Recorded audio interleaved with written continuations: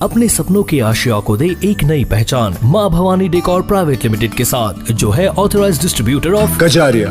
देश की मिट्टी से बनी टाइल से देश को बनाते हैं। और जहाँ मिलती है सभी प्रकार के Indian and imported granite, marble, sanitary एवं कोटा स्टोन का अनोखा एवं आकर्षक संग्रह। माँ भवानी डेकोर प्राइवेट लिमिटेड मतलब a complete floor solutions. New 0 mile Dadar road, Muzaffarpur. Call 9934753111। Ward 49 के पार्षद और मेयर डिप्टी मेयर का जिलाधिकारी साहब कल शपथ ग्रहण कराए हैं और उन 49 वार्ड के पार्षद और मेयर डिप्टी मेयर को क्या बधाई देना चाहते हैं?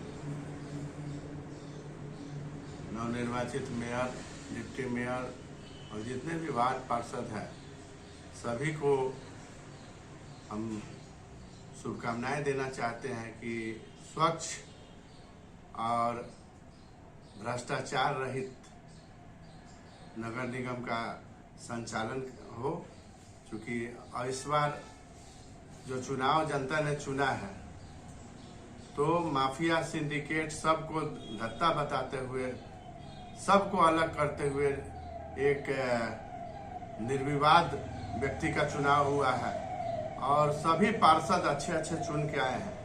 तो निश्चित रूप से इस बार नगर निगम का काम और मतलब अच्छा होगा, भ्रष्टाचार रहित होगा और जमीन पे काम होगा।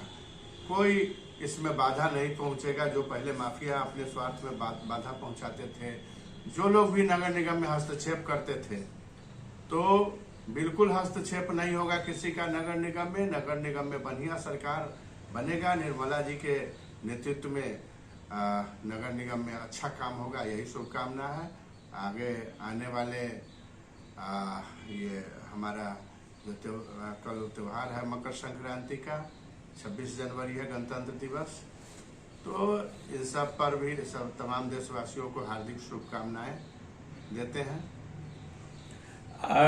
मांग उठ रही है जनता के द्वारा कि हम लोग मतलब कि जैसे वोट किए, सबके किए, मतलब कि नगर निगम में बिचौलिया का हावी होते हैं, ये रहेगी लोग। अब कोई नगर निगम में बिचौलिया हावी नहीं होगा। अब भारतीय जनता पार्टी के समर्थन से ये मेयर जीती है और निश्चित रूप से जहां भी भारतीय जनता पार्टी के समर्थन से जीता हुआ सरकार है, चाहे मेयर हो, जहां का भी मेयर हो, पटना में भी आप देख लीजिए कितना बढ़िया व्यवस्था है, सीता साहू जी है, तो यहाँ भी निर्मला साहू जी के नेतृत्व में भ्रष्टाचार रहित और कोई बिचौलिया यहाँ काम नहीं करेगा।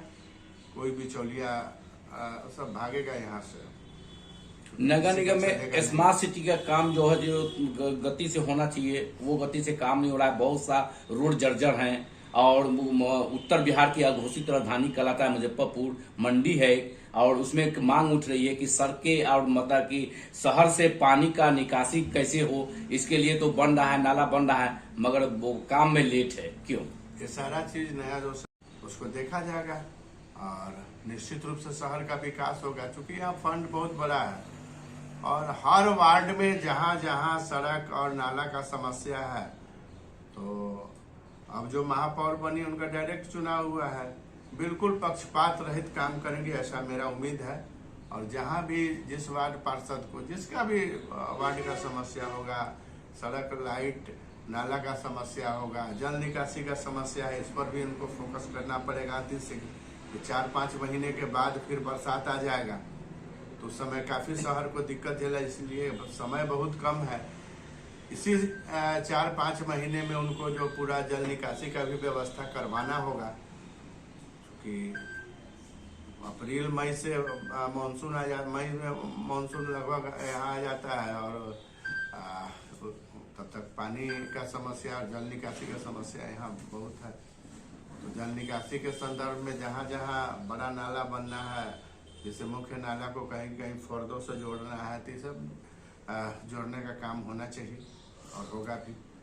इस बार का जो चुनाव हुआ नगर निगम का, और उसमें खासकर मतलब कि 80% मतलब कि जो है नए को मतलब कि जो से जनता ने चुना है और बदलाव मतलब कि इस बार हुआ है। और जो काम कर रहे थे क्षेत्र में, वार्ड में कर रहे थे, वही जो है पुराने फिर दोबारा चुने गए। देखिए, जो काम करेगा वही राज करेगा, ये बात समझिए। जो काम करने वाला है उसको जनता जरूर जिताएगा।